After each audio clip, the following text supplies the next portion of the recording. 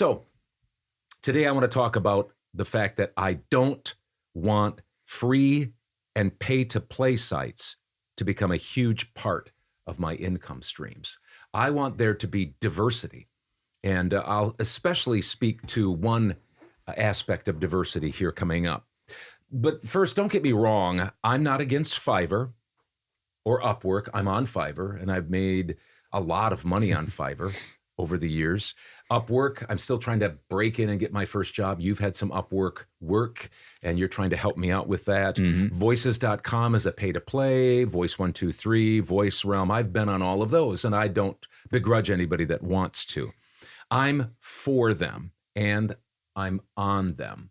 So don't take this wrongly.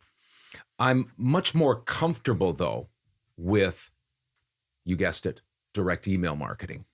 And I am because, and that's, by the way, the majority of my income stream is through direct email marketing. Why? There's three reasons. First, I work directly with my clients. It's person to person. I don't have to go through anybody. I like that a lot. I like the personal touch. I like them to be able to call me. I like them to email me. I think that serves me best. I think I'm kind of a people person, and I've learned to be client-centric, and so I'm good to go. And I know you are too. And so that's good for you. Some people like the pay-to-plays. They like the other platforms because they don't have that so much personal interaction. Second, I'm not subject to a fickle algorithm or fees or any funny business, I'll call it. Some of the platforms, I have to be honest with you, I just don't get. I don't understand. It almost seems like each one is trying to be somewhat unique and different so that they can stand out and so that they can it almost feels like they're tricking you. So the three things, again, I work directly with my clients. I like that. I'm not subject to fickle algorithm fees or funny business on platforms. And third, which is probably the most important, is that there's diversity within diversity. And I've talked about that before. If you're on Fiverr and that's kind of your only thing, then if something happens with your algorithm or your gig, or they change something, or they go out of business, well, then you're up a creek. I mean, you're in tough shape. But with direct email marketing, I might have, I don't know, 50 regular clients. If one of them is slow or has a health issue or goes out of business, or passes away, we wouldn't want that to happen, but nevertheless, those things do happen.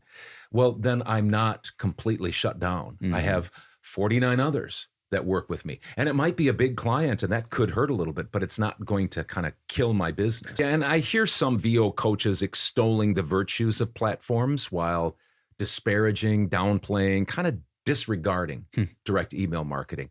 Some will talk about it, but it's just like wrong, or it's wrong ideas, or it's just like, yeah, direct email marketing is definitely something you need to do. And then they never talk about it. They talk about platforms and driving things, people to your websites and doing all sorts of filling out of LinkedIn. And those are all fine. Don't get me wrong. But they just kind of have a cursory view of direct email marketing. So, but anyway, I hear certain ones mention direct email marketing as an option, but then they go on and on and on and on and on and on about how wonderful platforms are and how they almost kind of just set it and forget it on these platforms, which isn't true. You have to really do a good job and figure out the platform and fill out everything, and then you got to go back and keep maintaining that.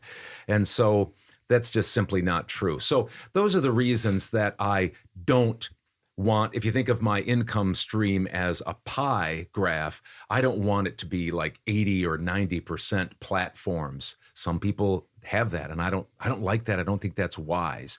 And so I want to get more direct email marketing, because if my direct email marketing is 80% or 75%, within that 75%, there's 3% from this client, 2% from this client, 5% from this client, 15% from this client. And so there's diversity within diversity.